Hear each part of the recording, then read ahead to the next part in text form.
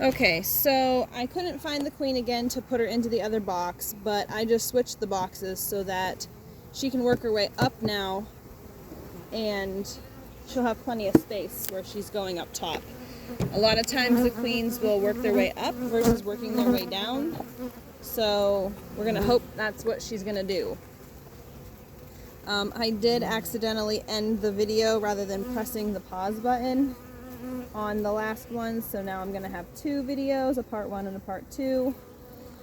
So when you're using these big bulky gloves, it's kind of hard to press a little tiny button on your phone. And I hit the wrong button. So, but this hive looks really good. There is no queen cells started. Like I said, there's queen cups, no queen cells. The difference in those is that a queen cell actually has an egg or a larva in it, and they are in swarm mode then. At that point, you need to take all precautions for a swarm. This right here, this is just a great spring buildup of a great hive, and I'm gonna just check them again in a week and see what happens. At this point, I'm happy with how everything looks. I have no concerns at this point. I'm hoping maybe over the weekend here I will maybe dabble with a little bit of queen rearing. That's going to take some practice for me, so I'd rather start early and waste time now versus wasting time when I really need it in like the middle of May. So I may dabble with that a little bit just to get a little practice, get a little feel of dipping into the cells and pulling out the right size larvas, and just see if the bees take to anything, if I'm on the right track, at least with where I'm at with the age of larvas and stuff, because that is a huge learning curve. I like I said, I don't even know if I'm going to be able to do it. I may kill every single larva that I pull out of this box. But only the bees will tell you when they make a queen cell around your larvas that you have harvested for them to turn into a potential queen.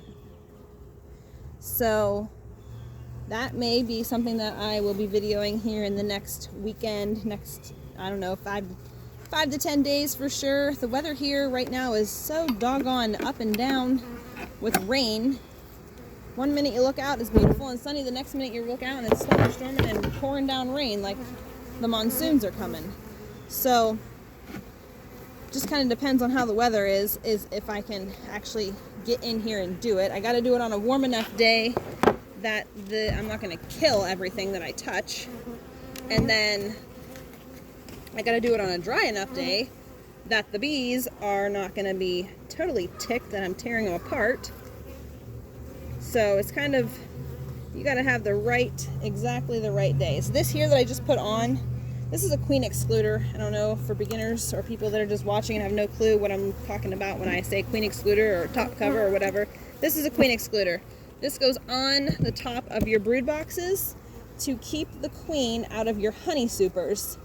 I'm hoping eventually, once I have a good amount of honey in some boxes, I can use my honey boxes as a queen excluder. I would really like to do that versus using the queen excluder. Some people call a queen excluder a honey excluder. It's basically, oh boy, that was not bad.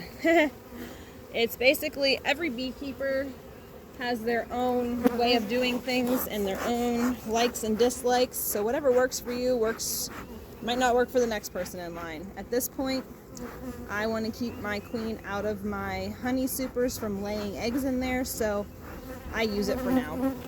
Eventually here though, I may be able to get away from that. But we'll see. So let me... Alright, I'm going to end up dropping you guys here, so I got to rearrange this because you are leaning on a stack of honey supers here. Okay, so...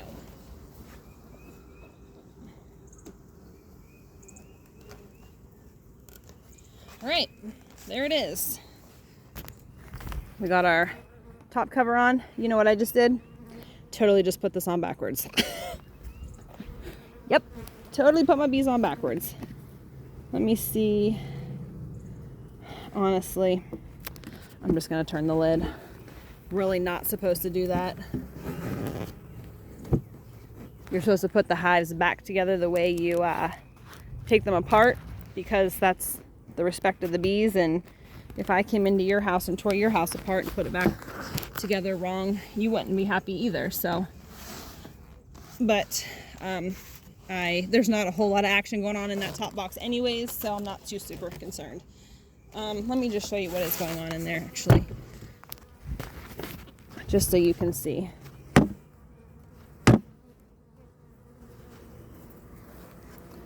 Okay, so in here, this is our honey boxes. This is where the bees will bring the honey in. I'll show you a little bit of what's going on in here right this second.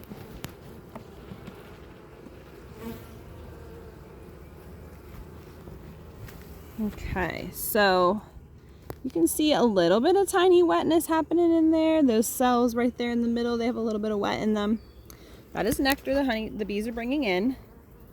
They're also, let's see what this side looks like.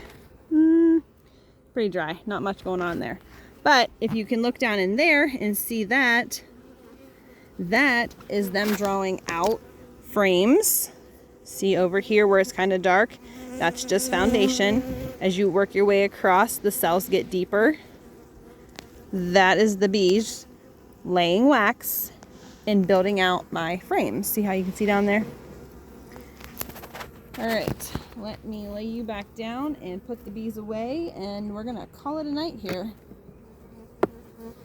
If you like what you see and you want to see more, subscribe to my channel. I'm almost to 50 subscribers. 50 subscribers means that I can see if I can figure out how to do a live stream, which I think would be super cool, because I would love to see what people say in the comments about what I'm doing, where I'm at in my hive inspections, where I'm at in queen rearing, anything like that, wherever I'm at in my bee life.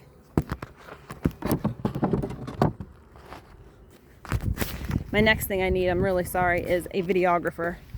I need someone to come out here and stand with me in my hives and help me as I go through and do what I'm doing, so that I don't have to hold you and make sure I'm doing what I need to do right for my bees.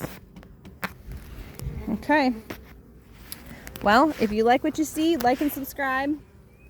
Now remember, this video is going to have a part 1, so make sure you check out the part 1, because that really showed a whole lot of information about a beehive, and it's very informative stuff if you're interested in raising honeybees yourself, or even just like to watch it and see what happens with the hive. All right. And remember, check out my new additions at my new apiary out in the country. We kind of live in town here. It's kind of like kind of town, kind of not town. But my other hive is out in the country for sure. Nothing but farmlands around, which is great for the bees. So, all right, until next time, I'm going to get cleaned up here and go get some dinner.